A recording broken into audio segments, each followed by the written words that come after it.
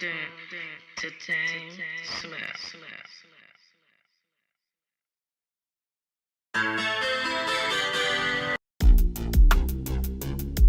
Yeah.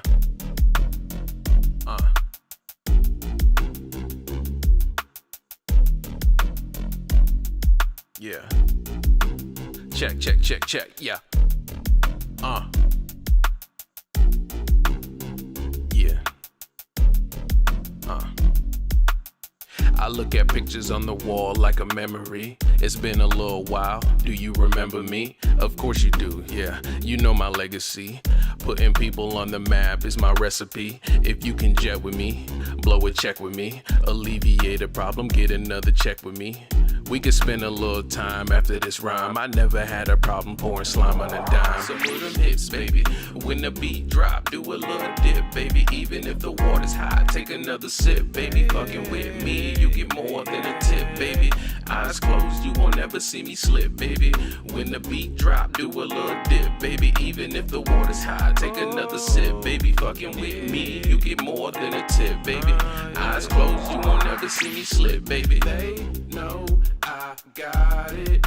You heard it from the prophet. I only cook with hot shit, bitch. I got this. Yeah. If your man's on bullshit, don't dance, start movements. We can't start losing no matter who it is. And when it come to paper, I need it all from cardboard, and I want every flavor. We measured up the respect by the sweat and labor. Credit's good, but what I need, I don't need it later. I started talking proper when I started counting paper. I started eating good food, but never get a caker. I got a problem with the way I came up, but I don't hate the player. She spun around, touched the ground, then that pussy came up. So move them hips, baby. When the beat drop, do a little dip, baby. Even if the water's hot, take another sip, baby. Fucking with me, you get more than a tip, baby. Eyes closed, you won't ever see me slip, baby. When the beat drop, do a little dip, baby. Even if the water's hot, take another sip, baby. Fucking with me, you get more than a tip, baby. Eyes closed, you won't ever see me slip, baby. They know I got it. You heard it from the prophet. I only cook with hot shit, bitch. I got this. If your man's on, You are now tuned in to DameSmiff.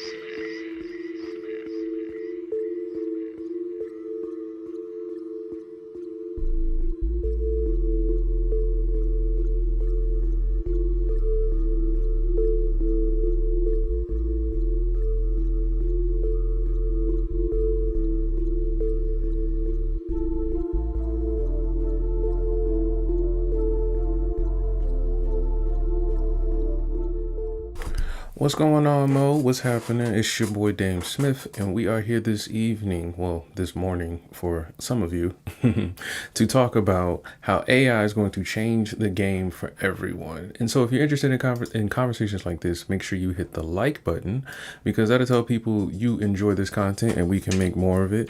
And also hit the subscribe button so that way you can catch all my latest content. I want to know how you guys feeling. How is everybody doing this morning? What is going on? You nerds, you scallywags, you pimps, you hoes. How everybody feeling in the chat? I've been looking up a lot of different things when it comes to this whole AI industry thing. And one of the things I noticed is that there's a huge disconnect between the people who are going to take advantage of it and the people who say they like it. Shade Cray, Veen Baby, everybody in here. We got the party. But essentially what I've noticed is that most people who are having these conversations online, they're coming at it from a capitalistic perspective, rightfully so. Like, you'll see people similar to myself making content about it. Then you'll see people who are trying to take advantage of the new AI systems, like trying to figure out how to win the game and things like that, or play the system. And then you have people who are trying to take advantage of making content and influence by opposing AI, as if they're just on the opposite team, right? But what I want to look at this is from the angle of, how is AI really going to affect us almost objectively? Because the key thing that we try to pay attention to as musicians are industry changes. We try to pay attention to trends and things like that. But right now, we're dealing with a trend that isn't really dictated by how we feel. Okay, so this particular trend is not a musical trend. This isn't a new dance. This isn't like a new way to listen to music and things like that. This is actually going to be something that is almost historically going to change the way we look at ownership and creation and things like that. So whereas you would rightfully think if I record a song, I can basically just own it outright. Like there's no real thought needed to it. Like once I make it, it's mine, right? Well, what we're noticing is that how you make your song matters. What you use to make your song matters. Like, of course, people think of samples and using other people's music, but what if your instrument isn't yours? What if everything you're using as like a musical tool is not yours? And in your mind you might be thinking, oh, what do you mean, why everything? Well, now we're starting to get into the realm of record labels starting to own outright and cook with AI engines completely. Like they're just literally just going to say, hey, we're going to own all of the things you have here. We're not even going to play with you. Like we're just literally going to own it. And what that could look like is a number of things. You could have, I got too many windows open. You could have a version of your song reiterated online, right? And that's one thing. Or you can have your version of someone else's song online and they're trying to figure out, well, who owns the music? You, the other artist who's making a version of your song or the version of song you're making, or the record label that gave you the tools that allowed you to get the inspiration from all the other songs. And this is it's convoluted, it's confusing. I think it's almost meant to be confusing, but the greater thing you need to understand as a musician is where you lay in this whole lineage, okay? So there's going to be executives who will make money from the ideas you have, and then there's going to be executives who make money from exploiting your ideas. Then there's going to be executives who make money from collaborating with you, partnerships and things like that, right? You're going to be licensing out whether it's your own ideas, your performance, or your likeness and things like that. And so what you're really going to be struggling with as far as understanding this is going to be how to navigate this at your level of a musician. And what do I mean by your level? Well, you may be watching this and have no idea how to finish writing a song, right? You don't know how to get a song on Spotify, even if you wanted to. You're going to be the person, if you want to do that, that has a longer or larger learning curve to understand what you're up against to get success in the music industry. Now, the other person that we can consider is a musician who's been playing their instrument or gigging or performing for a decade plus, right? Or 2 decades plus. This person may have a shorter learning curve, but there's still a big gap. And the gap is that they can understand how to talk to AI. They know what to tell it as far as, hey, I want to create a piece using the harmonic series in a certain way, or the circle of fifths or things like that. Like you can do all of that stuff because you know these things, right? Very easily. But the issue that you're going to have against somebody who is, let's say, technologically savvy versus being musically inclined is that the learning curve is a lot shorter for those who are technologically savvy. They're going to be able to engineer and design the tools needed for them to do or to create the ideas they have in their head musically.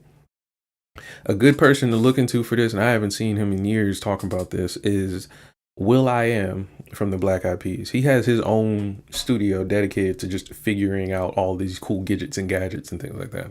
Check him out. But in the long run, a lot of people are not really clear on what level they sit on.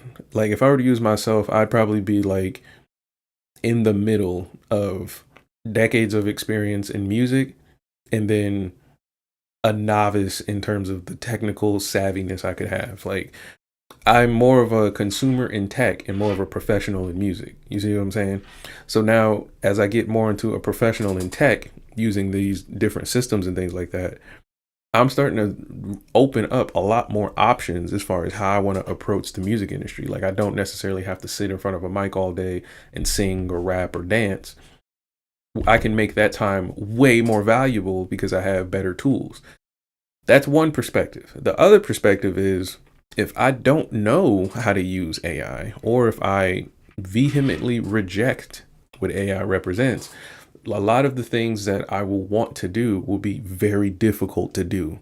Like, it's not going to be easy to write an orchestral piece using AI because it will be hard to get the AI to communicate with me. And so that makes a larger learning curve. And it even makes it hard to reject its benefits because you don't really understand how the system works, right? So like, if you're a person who's against AI for, let's say, the environmental reasons, like the water and the data centers and things like that, well, understanding that process would lead you to believe that, well, maybe it's the demand or perhaps the culture around the tool. Similar to most tools, like if you look at fire or water, we all drink it and we all cook with it. But both can be very bad in certain circumstances, okay? So we got to understand these things as musicians and artists, and that's my key thing. So we're going to react to a few different videos today. I have actually 4 pretty good ones, and they're going to talk about how the rest of the world and industries are dealing with these changes with AI, and then we'll bring it back to the musician world, and we'll connect the dots, essentially. So first, let me check on things and see how everything looks, and everything's all copacetic, as they say, and all these things and whatnot. All right, cool. So we're good. Let's get into it. Significantly, or the Federal Reserve signals it is willing to cut interest rates to support a weakening economy. Right now, neither of those things appears imminent. Iran rejected the U.S. peace proposal. The Fed is frozen between rising inflation and a weakening economy. And this morning, stock futures are pointing lower again as Brent crude climbs above $110. There's a critical date that every American watching this channel needs to write down right now. April 6th, 2026. This host right here, I'm willing to bet $30 he's AI.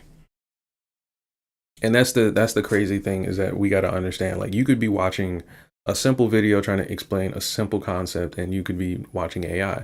Now, you can be like, oh, AI took the job of a YouTuber. Well, in reality, that YouTuber is typing the prompt, making this little dude talk. I could be wrong, but the way he's not really tracking with his words and like using human inflection, like you see how I'm like looking around and shit, like my eyeballs are doing things and stuff. Those little human aspects of things make a huge difference when it comes to the value we have in our content, but it also is something that is super, super easy to do. Like, you can just make the AI commit to that and then eventually teach it to emulate whatever else. Like, it's learning faster than we're able to reject it. So now you'll have to basically learn how to deal with it. That is the new deadline President Trump has set for Iran to reach a ceasefire agreement before the U.S. resumes strikes on Iran's energy infrastructure. Here's what happened. Trump had previously set a deadline of this Friday, March 28th, after which U.S. forces would begin targeting Iranian oil facilities directly. Yesterday, Iran requested a pause on that deadline, and Trump agreed to extend it to April 6th. In a social media post, he wrote, and I am paraphrasing, as per the Iranian government's request, I am pausing the period of energy plant destruction. On the surface, that sounds like progress. The market briefly rallied on that news. But then Trump held a press conference and said he would not commit to any ceasefire agreement. Markets immediately gave back those gains and fell further. Iran's state media simultaneously said Tehran would reject the U.S. peace proposal entirely, and had submitted its own counterproposal, one that includes Iran maintaining control over the Strait of Hormuz. That demand is almost certainly something the United States will never agree to. What this means practically is that markets are now trading on a 10-day clock. If no deal is reached by April 6th, the U.S. begins targeting Iranian oil infrastructure directly, which would almost certainly send crude oil above $120 a barrel and could push U.S. gas prices above $5 nationally. So by the time you're watching this, this is actually April 21st. So this is long ahead of this, right? But the main thing that we're noticing is that the trends for, let's say, like an interest rate and the inflation and things like that, they're all being like predicted to be low, but the expectation from actual, I guess you could say economic professionals, they're actually saying it should be almost double that, 4.2%. Now, a lot of people are thinking like, okay, what does that really mean as far as musicians? Well, what it means is that the cost and price to do everything is going up. So like your subscription to your little AI music generator, the digital audio workstations, they're all moving to subscription models for the same reasons. A lot of we talked about Amazon is going to be doing automated AI returns and things like that. But most of this is going to be interesting because it's moved by headlines. It's not even moved by things that are necessarily like tangible. Like it's just a tweet can go out and then the market dips and then something else comes out and it rises and you can't really invest into that. And so paying attention to stuff like this is going to be super important for musicians because now you can actually understand, okay, where are my investments going to be able to go? Because many of the people who will be looking at, let's say, touring and trying to go around the world and spread your little song about your people and your message and your love and your care and all that stuff and the guy that broke up with you or whatever else you want to sing about, right? You want to go around the world and you want to sing that, but the cost to do so is going to change, meaning flights are going to cost a lot differently. Storage is going to cost a lot differently. Travel expenses as far as accommodations and things like that are going to cost differently. Now, I've only been able to pay attention to stuff like that as an independent musician because way back in high school, I was able to get into ASCAP and I was able to basically focus on getting things that are going to help me invest later for all the things that I need for my career. And so things like accommodation, insurance, and all these things like that, you just slowly build them up, at least over time if you can't get them early, and then you eventually move on. Every investor, every business, and every American household is now living on this 10-day timeline. Amid all of this negative news, there was one data point released this morning that offers a genuine sliver of good news. The weekly unemployment claims report from the U.S. Department of Labor showed that initial claims, meaning new filings for unemployment benefits, came in at 210,000 for the week ending March 21st. That was just 5,000 above the prior week and essentially in line with expectations. The labor market is not collapsing. More encouragingly, continuing claims, which measure how many people are already receiving unemployment benefits and cannot find new work, fell by 32,000 to 1.819 million. That is the lowest level since May 2024, meaning fewer people are stuck on unemployment than at any point in nearly 2 years. This matters because it tells us the Iran-driven economic damage has so far been concentrated in financial markets and prices, not yet in widespread job losses. The labor market is holding.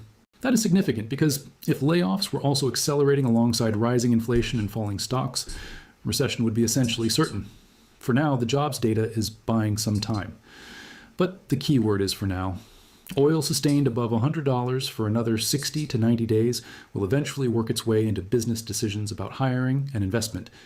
Here is a story running underneath all of this that has massive implications for interest rates, inflation, and your mortgage.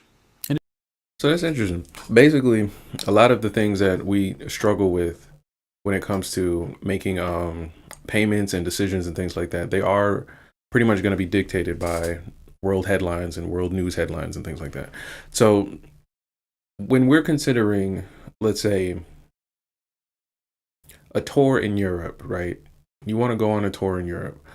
The odds of you coming out of that tour in the black, meaning like you come out of this in profit, are a lot lower. Considering the fact that if you want, at least on an independent musician level, you're coming out of pocket for all of travel accommodations. You're coming out of pocket for marketing. So now you have to consider possibly you have to figure out how you market in a different country. So there's going to be research needed because it's a completely different culture. And then you're going to have to figure out how to get all of this to be an investment into your career and not a waste of time. For most people, that's not even an idea to think about because it's more so a focus on how can I make money today so that way I can eat tomorrow. But if you're considering how basically what he's explaining in this video, how volatile it can be to bank on just surface level decisions, you can find yourself in Europe trying to do a tour And then you finish the tour and come back and realize you're in the red, like deep in the red, because you didn't realize the cost of your plane tickets went up, or you purchased them a little too late, or you didn't really understand the fact that when you are up against a lot of the marketing today, that you're up against a lot of AI marketing. So the price to market to people is different. You're going to have to be on social media damn near 27/9. And there's no real way to compete with this outside of either delivering on your own system, creating a vacuum for your fans, meaning like you just pull everybody off of TikTok and off of YouTube into your own world, or you kind of don't market. You just bank on humans and the effort that, you know, people are going to do because, or the effort that people are going to provide for you as fans. And that's a really, really, really risky thing to do with your music. And we've seen people do that. Look at like anybody who's gone to court for something crazy. Like the minute that happens, it's no longer about how much they sing or how much they rap or whatever it is, right? So let's get into the next video here. This next video is actually going to be a pretty, I think, insightful one. We have a cool YouTuber who's going to show us some cool things. Because unfortunately, a lot of the streaming fraud is coming through the AI music. Distributors are now putting in their terms that they don't want AI music and to go somewhere else. Now, a potential nail in the coffin in all of this is going to be that the legal exposure for these streaming platforms already exists. Case in point, we just heard the folk musician Murphy Campbell kind of do a plea for help. And she talked about the fact that someone went and made an AI clone of her voice, of 2 of her songs, uploaded them to Spotify, and then through Vidya, a music distributor, went and put claims on her original videos. So meaning someone else took the money, the monetization from her original videos. Yeah, that that's probably happened without AI. I'm not even gonna lie to you. Two things that stand out here to me is that the metadata is the biggest part that's gonna protect your art. And this is something that I think many content creators and people who are in the social media and creation area don't really understand. Like if you think about, for me, when Instagram and stuff got popular, the big thing you wanted to be was an Instagram model, right? And what you started to see was people were just hiring photographers, taking photos, and then uploading those photos to Instagram. You didn't get any money. You didn't get any publishing deals. You didn't get any sponsorships or anything like that. The people who did do that, they actually weren't doing it because of they were taking the photos. They actually became billboards for other people's products. The issue that we have with musicians is that we are marketing something that isn't a billboard. We're marketing something that, like this artist Murphy Campbell was, something that is sentimental to us, right? And this is the issue that we have. We're placing something sentimental to us on a storefront shelf, right? And then when that storefront, let's say, gets ransacked, right? And a person decides, well, this product was selling really, really well. Let me copy it, steal it eventually, and then upload it for myself. How do you protect yourself from that, right? Well, normally it would be the copyright system. You could just say, well, here's the song that I own. Here's when it was made. Here's who made it.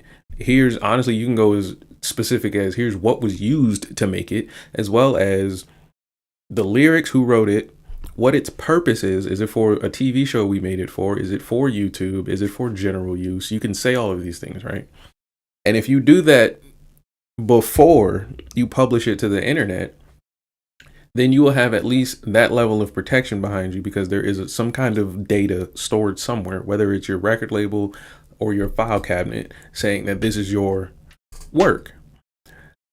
The problem that I'm noticing with a lot of people, and I'm not saying that for this artist because this is a specific case, but for many artists that I see, is that they'll put out a song, a dance, a photo, or anything like that on the internet and think that they're supposed to get some kind of value from that because of hitting the publish button.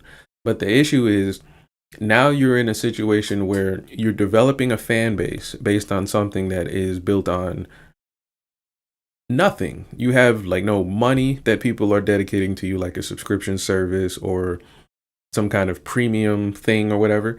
You don't have people investing money in the sense of purchasing access to these photos or these songs or whatever it is.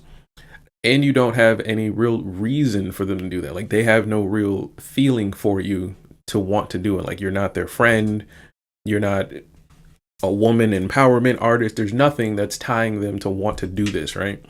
So now you're attracting opportunists. Now you're attracting people who are more so looking at you as a value add to their own life. And you can see this with hip hop a lot of times where a rapper starts to get really, really, really popular and stuff. And we're all thinking as fans, like, wow, they're doing really well for themselves. And then suddenly every single person wants to collaborate with them. Now, in your mind, you're thinking, oh man, that's cool. They really just like this person's music or whatever. But no, in reality, there's an opportunity here for either both people or for one of the people, right?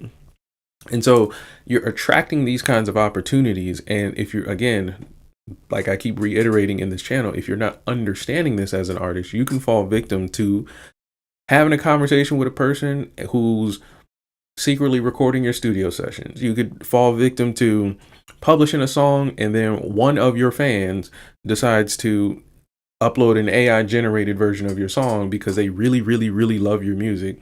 You can fall victim to somebody simply leaking your hard drive. You can fall victim to a lot of different things, but the thing that's going to protect you is metadata. And that's only because you've actually had this set up and plan for a lot of the things that you're possibly going to fall victim to. I like this channel, The Top Music Attorney, because she kind of lays out a lot of the music law aspects of things. But here we're going to focus on the tangible things you can do as far as thinking about music law. Like, of course, you can hire a lawyer and they walk you through litigation and legalese and stuff. But if you're not the type of artist who thinks, okay, I have a song in my, I don't know, my phone, like I recorded a song on my phone. If you think, okay, I'm going to record myself on TikTok dancing to that recording and then post it and then I should get signed, you were probably 40 years behind where you should be thinking about that song you have recorded on your phone. And I'll give you an example. What you should do with that song recorded on your phone is either learn how to use a digital audio workstation or find someone who does, which would be called a producer or a songwriter or engineer. Have this song tracked out. And what tracked out means, if you don't know, is to turn every instrument, every noise, every part into its own file, its own complete piece of sound, right? And so what that does is it creates the ability to reiterate, or I guess you can say turn this music into a lot of different things. Like you can use it for film now, you can use it for commercials, you can voice over, you can do renditions and things like that. That's one version. The other version is the full complete master. Like, what is your complete idea, right? So now you're going to go in with your little phone recording and you're going to help with your producer or with your musical education. And you're going to make a complete song out of this. You're going to figure out how to make the vocals sound good, make the drums stand out, make the guitar sound delicious. You're going to do all of these cool things. Now that you have it done and mixed, you're going to get it mastered. What you have is called a master recording, but it's not mastered, meaning it's not polished for, let's say, audio and playing in cars and showing it on TV and things like that. There's a certain fine tuning that happens after you've gotten your idea mixed. So what you have now is a master recording that needs to be mastered for audio. But before you even get to that point of publishing this song and making sure you can get your royalties and things like that, we have to make sure all the metadata is correct. So in that entire process, from it going from your phone to mastered, we have to make sure we understand what happened. Okay, this is how you make sure everyone gets paid. If you don't make sure everyone gets paid, you're going to get sued. So what's going to happen is you need to look at who invented the song. Whose brain did it come from, right? If it's yours, then that's cool. If it's a group of friends, you guys need to come together and figure out who's going to split what. And that's a relationship conversation. That's a whole nother video. But once you figure out whose idea it came from, now you have to give credit to how the song was made. Not who it's from, but how it was made. So was it made with a vocalist? Was it made with a professional guitar player who came into the studio? Was it made with a professional engineer? Or did you do everything yourself? That's the difference. We need to know.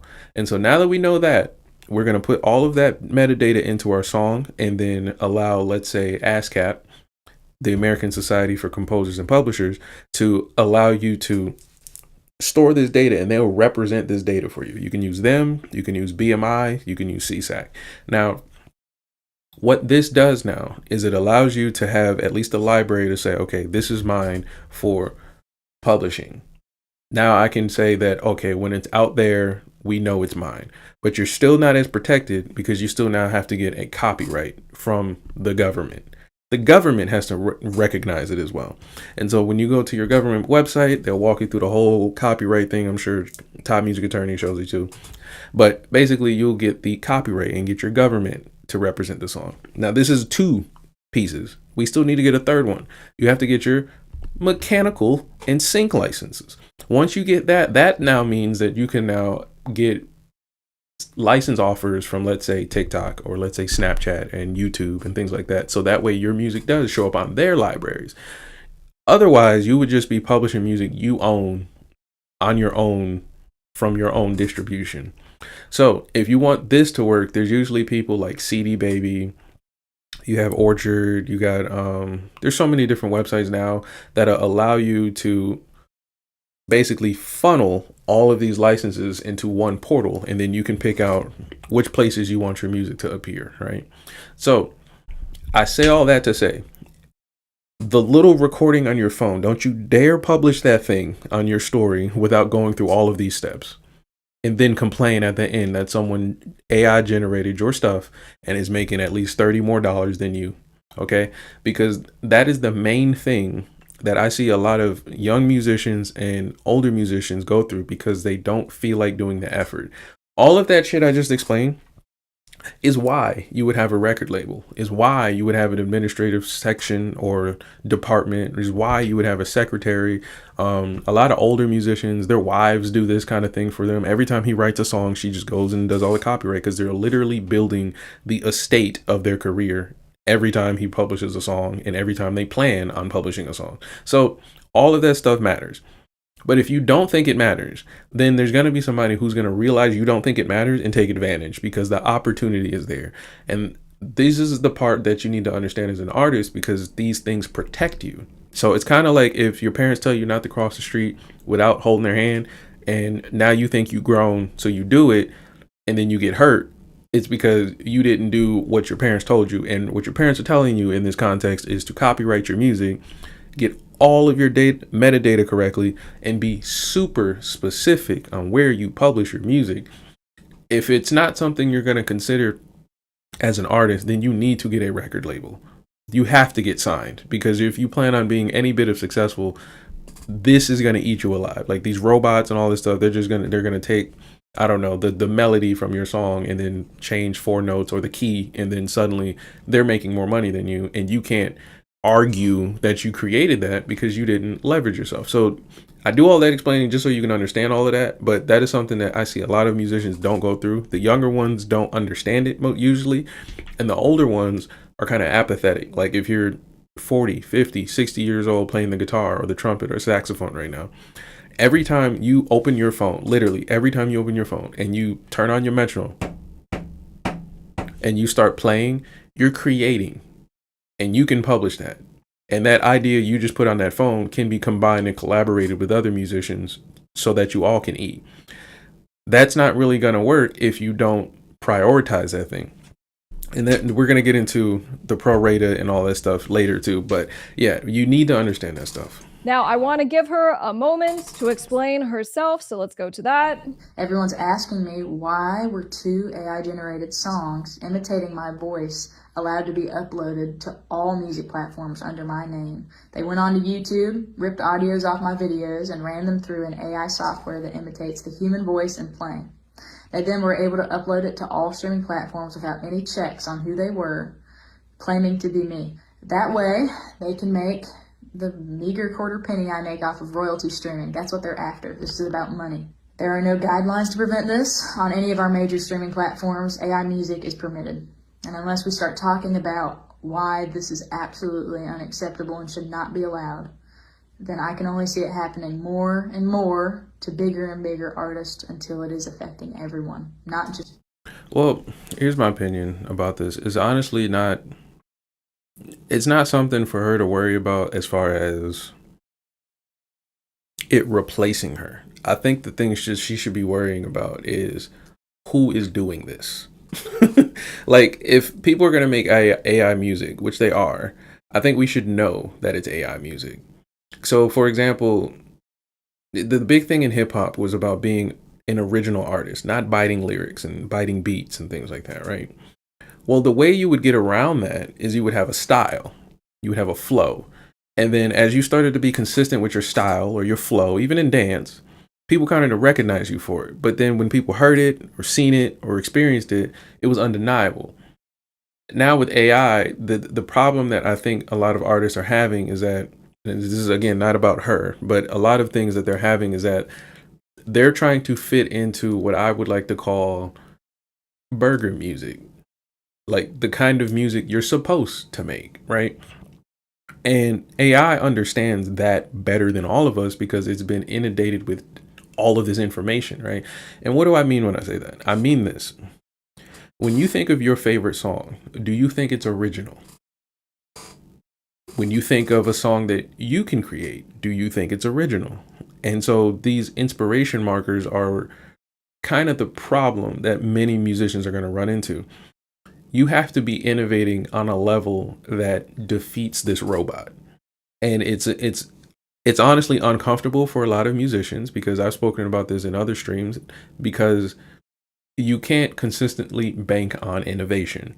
It doesn't make a lot of money to keep trying new things, because some of it could fail, some of it could be catastrophic, or you could just go a really, really long way to do something that can be done easier with different thinking. And so when I think of a folk guitar female singer who's probably playing acoustic guitar in front of, let's say, a drummer, a bass player, an organ, and piano on a big level, that's easily imitatable. That's easily emulated by a computer. We can do that. Now, take this same band and then implement a hip hop MPC and death metal vocals from her. That's really difficult to emulate with an AI system, because there's no understanding of what she's going to do as far as her creative outlook. The version of this that I could see in a realistic setting is the band Hiatus Coyote. I don't think many AI systems could recreate something like that, right? To the point to where we can't understand that we're listening to AI. Another version would be Kamasi Washington. That's jazz music, but when you listen to the writing of it, there's certain emotional pillars that he's using that AI can't really generate. Snarky Puppy, that's a large group instrumentation group with vocals at the same time. The writing is very specific to Michael Bass. Like, there's so many things that you would have to think about. So for her, I guess in her situation, they found it opportunistic to jump on her, more than likely because of her name. But she's gonna have to think of her music as not a suit of armor, but rather a kingdom. Okay, like, she needs to be the artist that can rap, that can dance, play guitar, do folk music, can do rock music, and she has to be intentionally exploring this, because the name she has, I think it was Lake Murphy, or I hope that's not it. If her name is gonna be bigger than whatever it is she does. And most artists don't understand that, because we'll look at, like, I don't know, our favorite whoever, and we know them for the one thing we know them for. But yeah, a folk female white woman in 2026 is very easy to emulate by a computer. I don't know if a computer can emulate, like, Kanye West. Like, Kanye West, every single album is completely different. We will know that this is not Kanye if it's AI. Like, we'll immediately know, or that it's old, or that it's a rendering or whatever. So artists need to kind of, like, think about that going forward. Like, you're now dealing with a genreless, almost free state for music. Like, you don't need to be a traditional folk artist. You don't need to be an alternative rock guy. Shit, look at Justin Bieber. We don't know what he is today. Small artists like me. So basically, under the law, there's a little carve out where these platforms are not held liable so long as they comply with the law. And what I'm finding, including with Vidia's own terms of service, they do not comply with what you need to have. So in their copyright infringement section, it goes, if you believe that some bad thing, blah, blah, blah, you can notify us by filling out this form.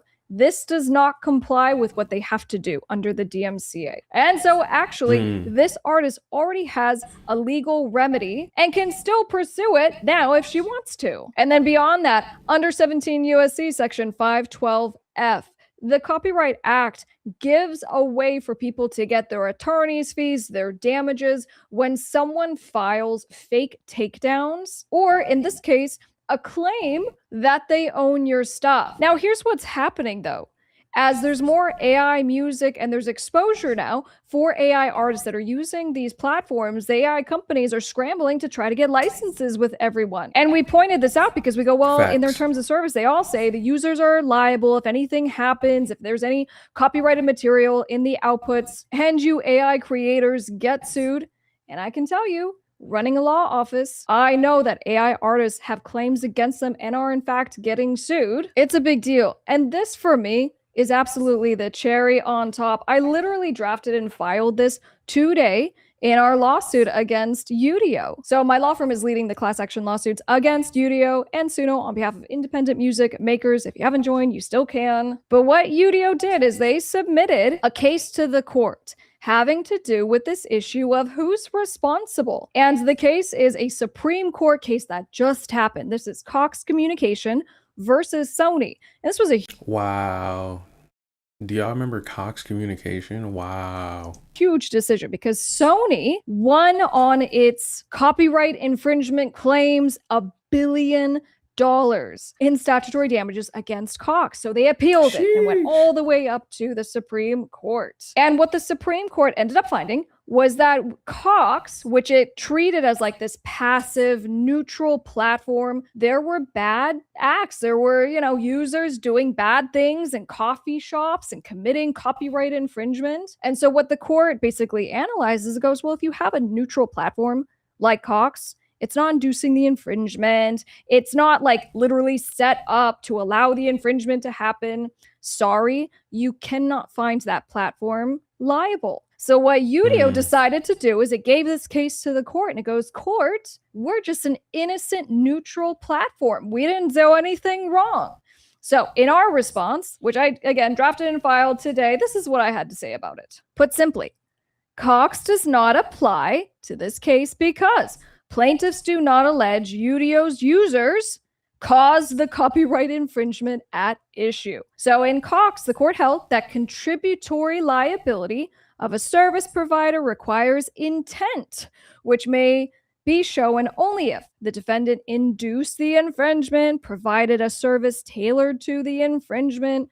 And so we went through and we analyzed and we go, Your Honor, we have claimed in our lawsuit that UDIO, which has freely admitted this, went and scraped a bunch of people's songs off of the internet, which includes independent artists. And so we're not saying that UDIO's users have done anything wrong, but notably, UDIO is. We go on. That's very interesting. So she's wisely trying to figure out how to organize this issue, right? And I think that the problem that most people don't really understand is that you're not really up against other musicians. You're up against, honestly, industrial innovation. I wouldn't even say like the tech companies or something like that, because the tech companies are just taking advantage of the laws we vote for. So what she's showing is that the tech companies aren't trying to take liability for the creation stealing, but they will take liability for the business acumen, right? They're trying to figure out how to make money without going to jail or being, going through a class action lawsuit. So the way around it is, instead of licensing you and your music, they're going to license the system that you're going to use. So Warner Music Group would basically be teaming up with a big AI system or a tech company that has an AI system to allow you to then license your music through them. This is similar to what Pusha T was saying Lil Wayne was going through. Basically, you'll have a song on your phone, like we said, and you'll go through all them steps, right? But now, instead of having an engineer, you can just skip that part and then just go straight to Suno and then or UDIO and then have them take your song from your phone, create it, and then they'll just have it in their database forever that they can use forever. And then while you're out there marketing your music, you technically don't own it. You technically are renting out a version of your original idea. That of which, if you aren't thinking like she's explaining, you will believe that you own that piece of music, and you don't. Now, what she's also highlighting, though, is that there are other people who will do this same process with your music. So, like, you can put out, like the other girl, folk music as a young female singer, and then suddenly another person will go, oh man, I really like this song. Let me make my version of it using Suno or UDIO. And that song will now be inputted within the greater database. And there's nothing that nobody really did wrong legally, other than what she's saying here is having the opportunity provided. She's basically saying the tech companies need to understand, or at least be very clear about the fact that they are using other people's music, and they're going out and actually hiring probably people to go and pursue these people to build up their database. Having a bigger database means you have more leverage for data to sell to the larger music companies. So like Warner Music Group wants to buy an AI license, right? If you get an AI license that has like just Beyonce on it, it's not as valuable as having Beyonce, Michael Jackson, Thriller, fucking Coldplay, Tech Nine, Jay-Z, all these different people, right? That database for licensing AI music is going to be way more valuable. This is kind of like the parallel that we seen last week where we were talking about Netflix and Warner merger. Databases for all those movies on Netflix is way more valuable than Tubi.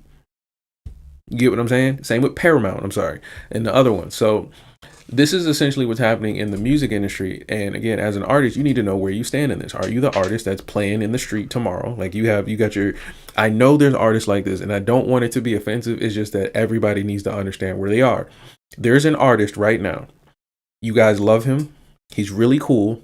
He's 35. He plays the acoustic guitar. He hasn't put out an album in a minute. He's got a decent Facebook page. He's got a couple gigs coming up. Maybe he's got a kid and a girlfriend or a wife and things like that, and a little family going on.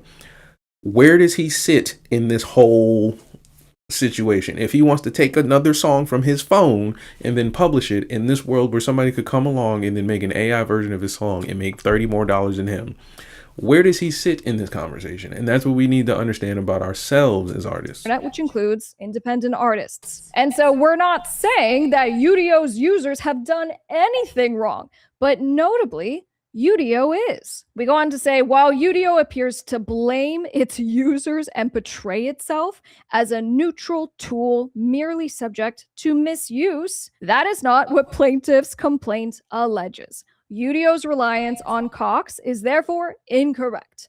Cox applies to passive, neutral intermediaries and does not address platforms that engage in direct volitional copyright infringement, as we allege against UDIO. Okay, so these companies are literally throwing AI artists under the bus. I mean, these platforms stole songs, but you know what? You should be liable. And so where I went ultimately with this conversation is I go, the giants that control the music industry, not just these AI platforms, right? But the actual giants that control the music industry don't care about independent artists. That's just how it is, right? They care even less about AI artists. So I think to the extent that maybe there was a little bit of a fad and a trend and people are trying to figure out how to monetize AI creators, we've seen that happen. But we also see the other side of this happening now, where AI artists are being treated as less than and disposable. And at the end of the day, AI music only threatens the monopolies of the major labels that control this industry. You will ultimately devalue their music. These AI tech companies will devalue intellectual property. Now, I'll conclude by saying Murphy Campbell, in fact, those claims that were put on I her called her Lake videos, Murphy. My bad. because she gave herself a platform, because she put up a video, was able to get the distributor to take down those videos. But like I said, she still has claims, which I think she should pursue. And I can't say it enough. It's so important for you to build your own platform, whether you have 5 followers, 500 followers, 5 million.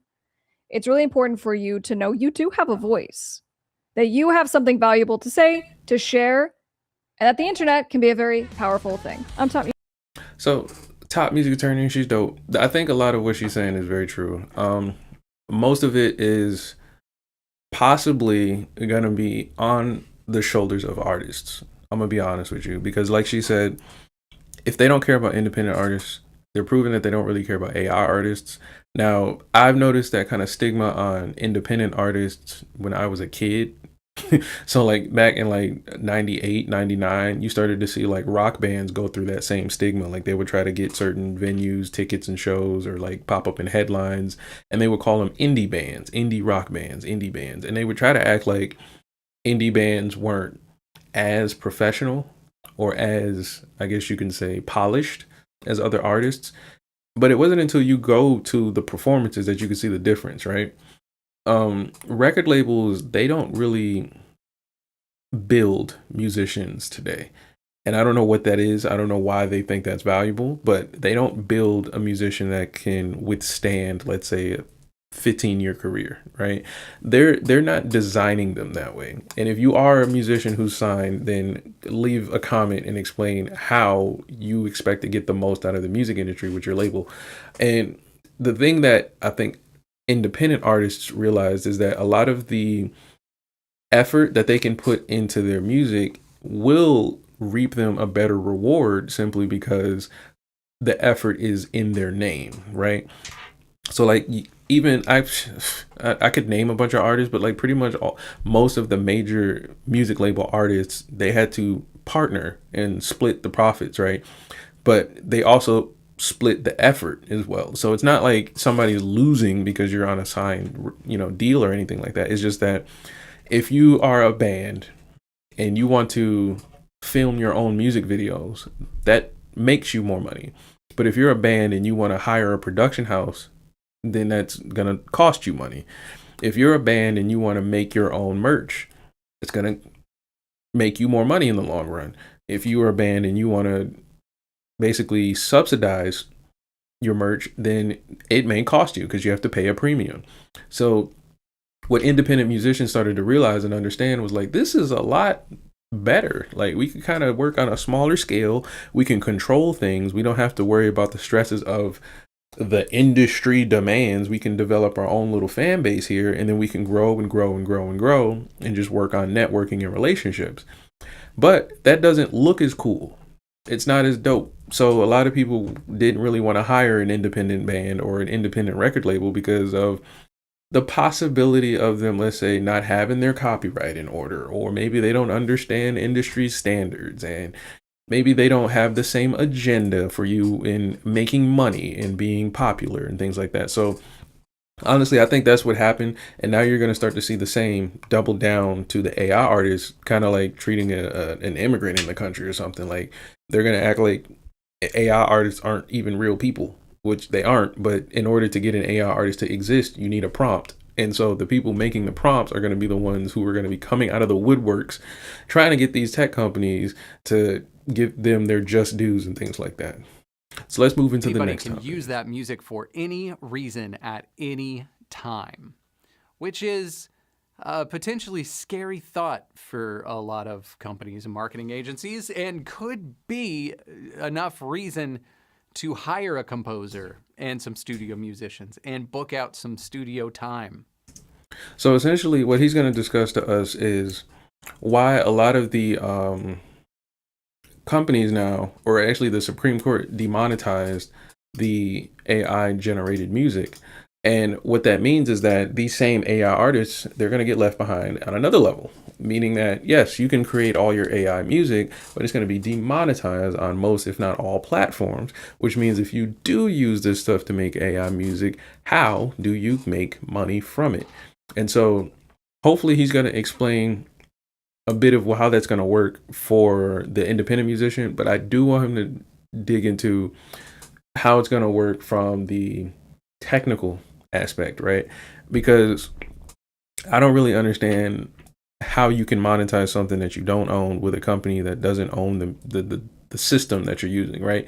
I don't know if he's going to explain that. But then the other thing is, as he was kind of hinting at here, it is going to create more value for human artwork. Now, if you can get 10 people in a room to record an album, that's going to be way, way, way more valuable to people who value music than people who just want to hear 50 Cent speaking Spanish. You know, it's going to be completely different. Which I think is interesting. But there's a lot of footnotes and, frankly, a lot of unanswered questions here. So we understand the framework, right? You cannot copyright art and music that's entirely generated by AI, right? However, that is not the only use case here.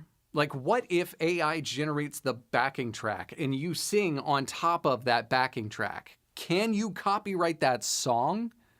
Or can you only copyright the vocals, but the backing track has to stay in public domain? Or this one's been happening a lot recently, which is, what if AI generates the lyrics and the melody and all of the music, right? But all of that is extracted out, and that is re-performed and re-recorded by human musicians. That's crazy questions to be asking, but I would say the first option, that's tough, because like things like bass lines and stuff like that have been in court. Like who owns this bass line and stuff. So that's tough for the first option of like having a backing track created by AI. I've done that and it's pretty easy and it's fun, but I've only needed to do that for a single instrument. I haven't needed to do that for a complete ensemble. I can play pretty much anything on MIDI. So I don't know how that would work. The second option was I can't remember what was the second one. Let's go back. Track, and you sing on top of that backing track. Can you copyright that song? Yeah, that's the first one. Or can you only copyright the vocals, but the backing track has to stay in public domain? Oh, that. Okay. So the backing track stays in public domain. I don't know how that works either, because it's just going to muddy up public domain because there's going to be noise usually. Like, I don't think that's a necessary and logical route for systems that we have. Like, it's not going to make sense to have a bunch of like women singing about random love stories that don't exist in public domain, unless for some reason they want to use that shit in the future. But I don't see that making sense. Or this one's been happening a lot recently, which is, what if AI generates the lyrics and the melody and all of the music, right? But all of that is extracted out, and that is re-performed and re-recorded by human musicians. So I think that one is probably a better idea, because I think you can actually defend that, because you can say that the writing was a prompt you came up with. I guess that could be an argument. You could say that the writing was an occurrence of your actions. Like, you know, it wouldn't have been a thing lest you had not asked the AI to create it. But the recreation part is cooler in my idea, or in my mind, because you can add upon all the other human aspects that you would want onto a song. Like, if it really does sound good in AI already and you recreate it and it sounds great, then you can improve it there. But I don't know. I think the third option is probably the best. And then the first option is going to be the more common. Is that available for copyright? Like, we need to define what human authorship means in a legal sense. And look, it's a scary world right now, and it seems to be changing by the second, really. And like right now, a lot of us are asking the same question, because we're all extremely passionate about music, right? But we have no idea if there's going to be anything that resembles a career in music in 12 months. Like, is the juice going to be worth the squeeze? And I think the reason why a lot of us are asking that question is just because we're all feeling it right now. I think too, there's a disconnect between a lot of musicians in general. Like, I play in an orchestra and there's all kinds of people in there, like old, young, cool, nerdy, like not cool, like all kinds of colors, creeds, backgrounds, and walks of life, right? And they're all coming together for this moment, right? To play on this stage, right? If musicians can understand that culturally, I think they can build upon this change that's happening. But that now they're struggling with an issue of trying to be an individual in a world that's teaming up against them. So if you have like a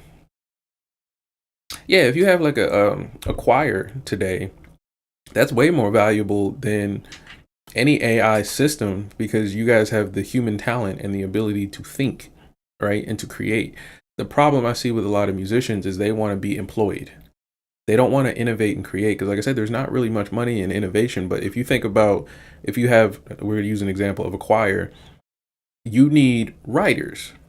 A choir with writers is way more better or way more valuable than a choir that performs.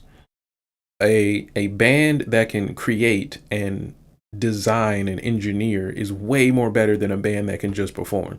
Similar to like actors. We talked about this last week with very similar issues in that movie industry. But if you're an actor that can create a film, you're way more valuable than an actor who can only act. And so if we understand this as artists, then we can look at other musicians as not just opportunities to eat off of, like what they're doing with the AI artists, but we can actually look at these as collaborational ideas, but ideas to actually band together against the issues we're all suffering from. So like if you know an artist is not doing as well, collaborating with them on music can help them. If you are the struggling artist, educating yourself can help you. That you did something walk us through a little thought experiment here in a second. But before I do, I want to ask a question and think about this. But when was the last time that you did something creatively just simply for the act or the love of doing that creative thing, with no expectations of anything in return?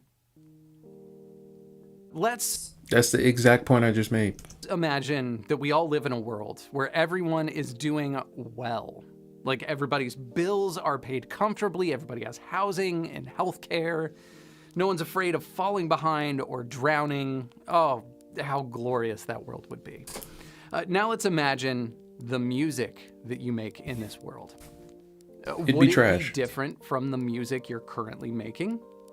Probably, right? Which makes sense when you think about it, because like it's really tough right now to just make music for the sake of making music. Like we're all pressured to monetize our hobbies. But imagine how amazing the music would be if we didn't have this added pressure for that music to also have to be profitable. I think he's being a little romantic with music right here.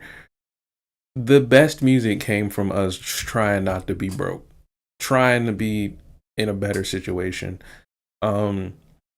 Music from people that do really, really well in life, it tends to kind of be background music. Honestly, for the rest of the world, it tends to be that way. Like if you think about the happiest burger music you've ever heard, you probably heard it and you bobbed your head, but you didn't attach yourself to that song. Like it didn't become a piece of your memory lexicon, right? And that's really what most people believe is the life of a musician, is like we can just create moments with, the strum of a guitar. What you're going to have to struggle with mentally with what he's explaining though, and I do agree with him with everything he's saying, is just that his delivery is not as, it's a little too flowery for me.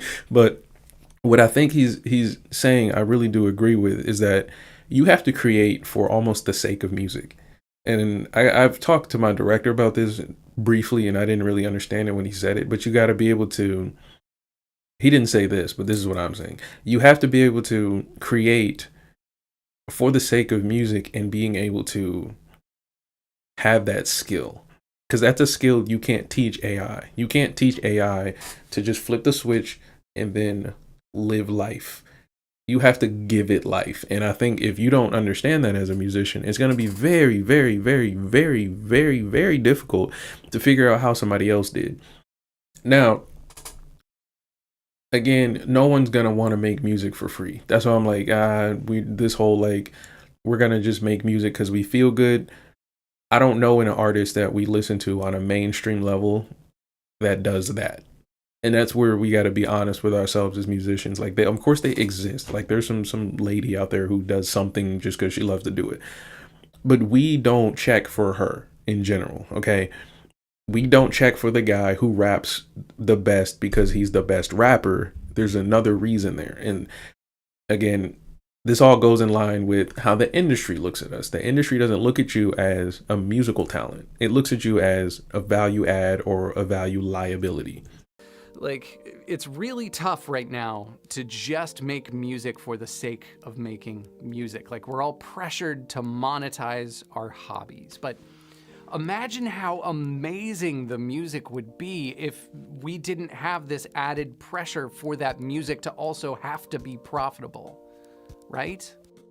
Let's also extend this out to my producers and audio engineers. Like, how amazing would it be to engineer and produce that music in the world? Like, you wouldn't have to worry about if something was professional enough for your portfolio.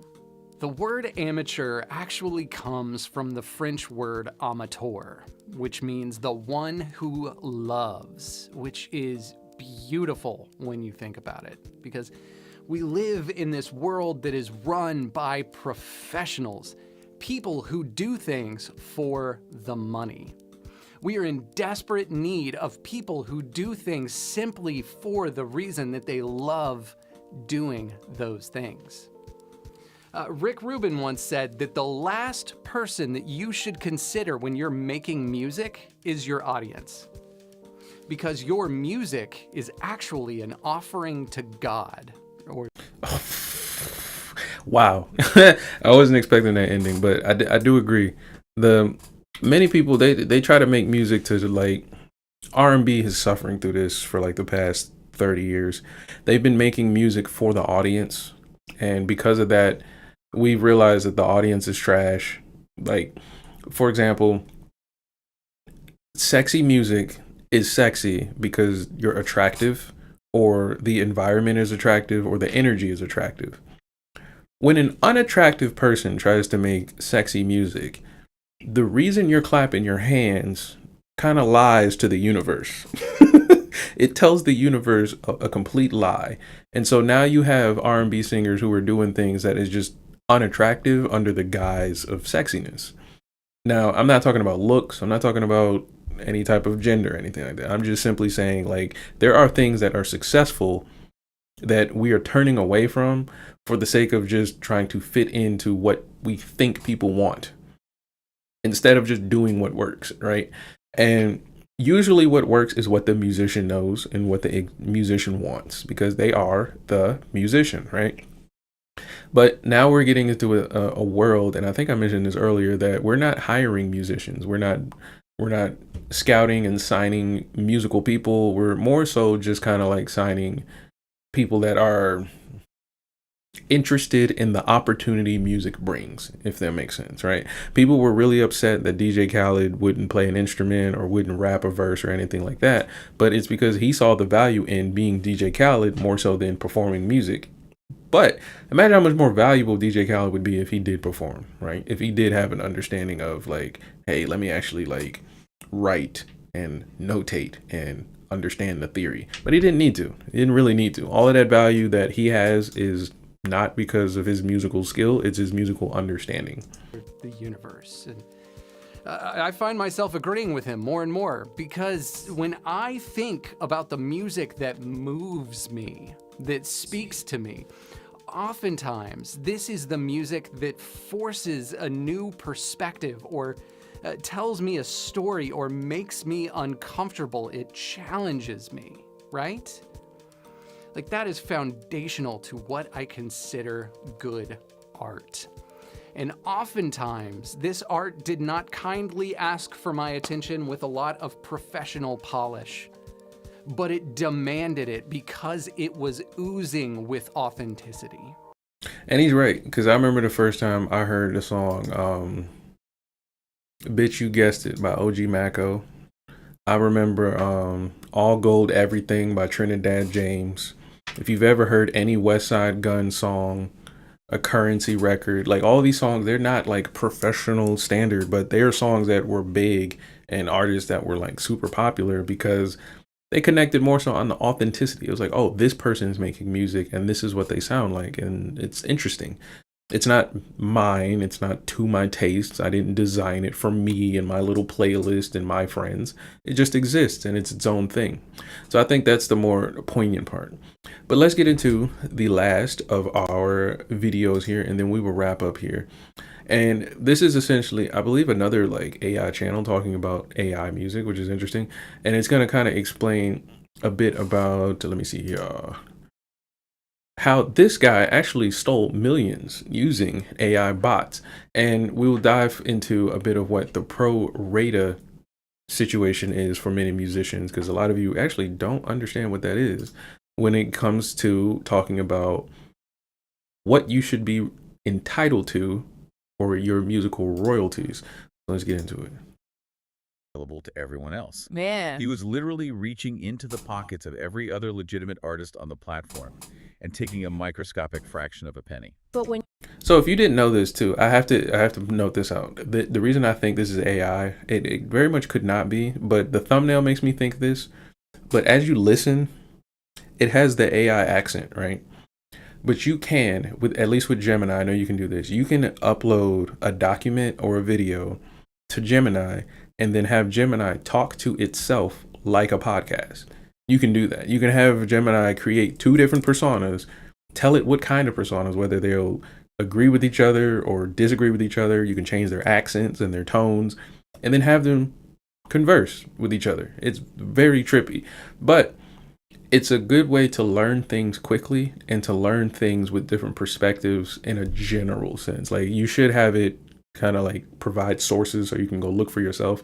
But if you want to get a quick snapshot of, let's say, like a story you don't understand, like there's a news story going on and you need it to be explained, but you don't want to read it and you don't want to have to scour the YouTube world for somebody like me to explain or react to it, you can get Gemini to react to it in about 5 minutes and it'll be a complete, at least nearly complete general thought on the topic.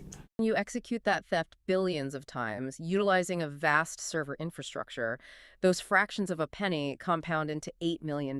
Exactly. But to steal $8 million, the infrastructure had to grow way beyond those initial 52 cloud servers he mapped out in 2017. Oh, we did. So basically, this guy mapped out 52 cloud servers in 2017, and he created AI bots that were creating music to stream on these different websites. Now, the problem that many people are running into with understanding this is that he made such little money at the time that it went unnoticed. That little bit of money that he made exists because we have a pro rata system. The pro rata system is basically the pool of money all of the musicians make from our publishing and our royalties and streams or whatever, right? It sits in a big pool like a giant pizza.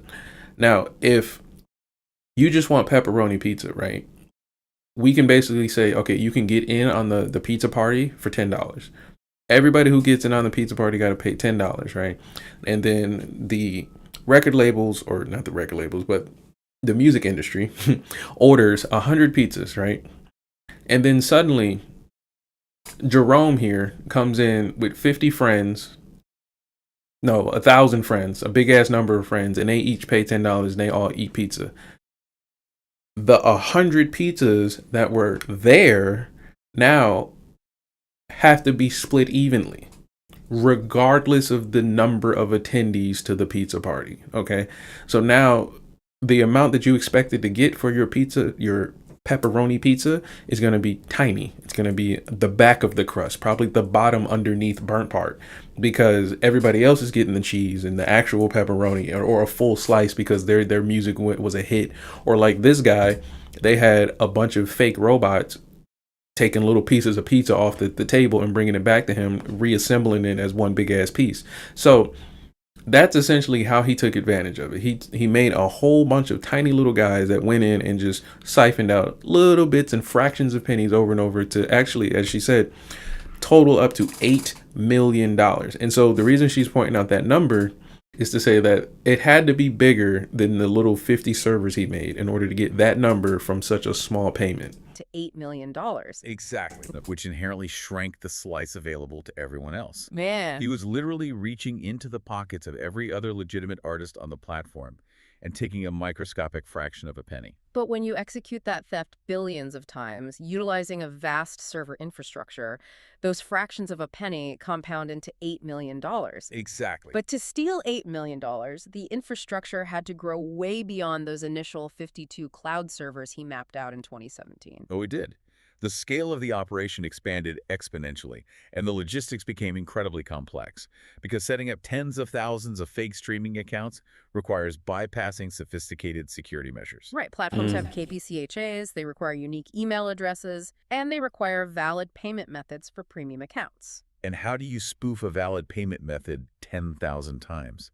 If he uses his own North Carolina bank account to pay for 10,000 Spotify subscriptions, the fraud department is going to flag that immediately. Oh, instantly. He knew that.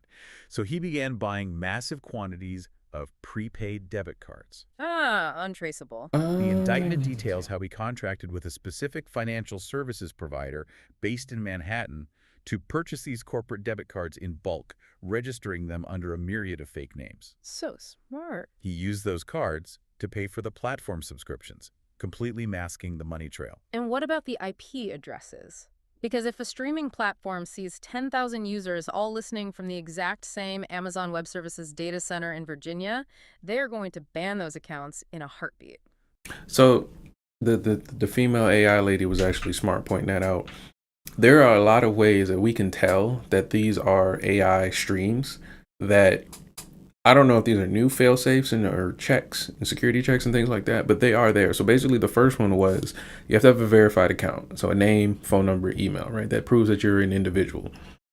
The next thing is that we have to figure out a valid payment method. So we can duplicate names, phones, and emails, right?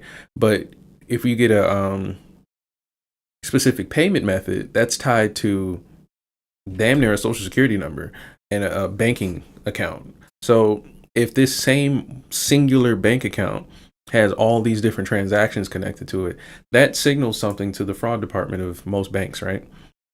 So there's that. The way to get around that, he basically got a bunch of prepaid debit cards that aren't tied to banks. You just load them up with cash. And so the payment method is legit because it could be like a Visa card or a MasterCard, but it's just not connected to a bank. So there's no fraud department to catch it. So now he has a whole bunch of names, a whole bunch of emails, and a whole bunch of payment methods, and he's buying them in bulk, probably like 3,000 for like a kajillion cards or whatever, right? So he's doing that. And then the next failsafe that she pointed out that I think should be the most prioritized point is that if he does all this from one location, the servers for the streaming sites that he's uploading the music to or the robots to should be pinging because he would have a lot of data coming from his location input into those servers. And the server should say, whoa, this is weird. We should definitely flag this, right?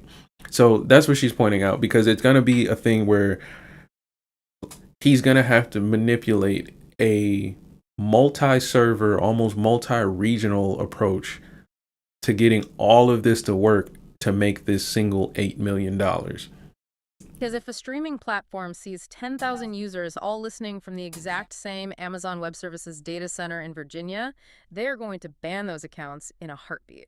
This is where his technical background really shined. He couldn't use data center IP addresses because platforms track those known server ranges. He needed the bots to look like human beings sitting in residential homes. How do you do that? He utilized virtual private networks, or VPNs, and residential proxy services to mask the location of his bots. He routed the traffic so it appeared as though these thousands of listeners were scattered all across the globe. And let me guess, he didn't route them to places like London or New York. No, he heavily favored routing the traffic through regions with lower economic thresholds, specifically places like Vietnam. Why Vietnam? This is a tactic known as geographic arbitrage. In many developing markets, platforms offer heavily discounted subscription rates to remain competitive. So Smith could pay a fraction of the U.S. subscription cost to keep a pod account active. But because of the complexities of how global pools are occasionally blended or calculated, he could extract a disproportionately high payout. Oh, that's...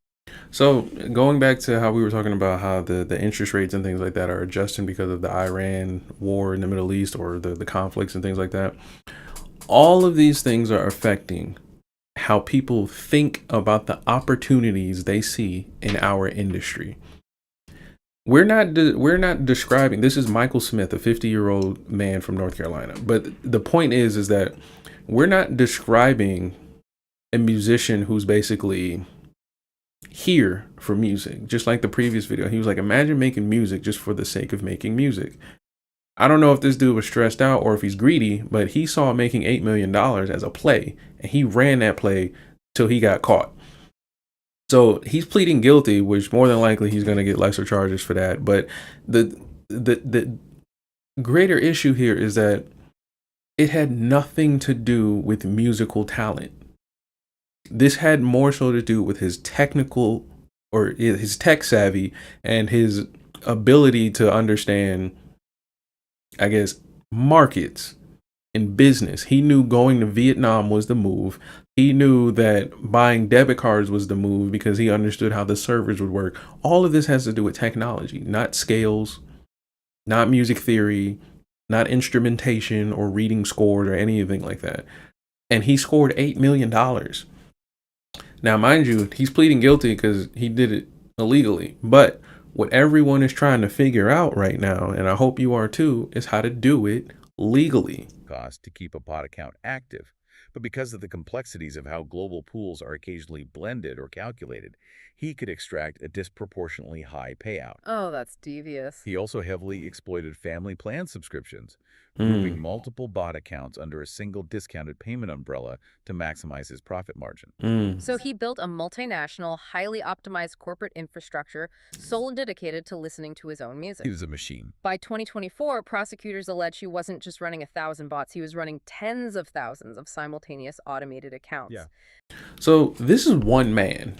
You can imagine somebody who hasn't been caught because we didn't have the detection ability and a major record label pulling this off. Or if not a major record label, some other indie artist that we haven't caught yet. And I think the weird part about this is that how do you morally justify what they're doing, right? Because, fraud is fraud. Like, nobody's listening to this music. It's not real people. But how do you justify the fact that this makes sense to him and this is what he really, really, really thinks is going to make him money in the music industry? I think a lot of it is going to come down to how we view consumerism, the demand of music, why he thinks he needs to make this much money, why the prorated system is set up the way it is with these new technological advances coming down the pipeline. But I don't know. Let me know what you think in the comments. We pretty much reviewed a lot of different things explaining how AI is going to be changing everything. It's going to be changing the cost of everything and how a lot of these studios are actually going to be licensing out the actual AI systems and engines instead of trying to pay you a higher royalty rate. So let me know what you think. If this was a dope video, let me know in the comments. I will see you guys next time. This is Musician Talks with DameSmiff, and I'm out.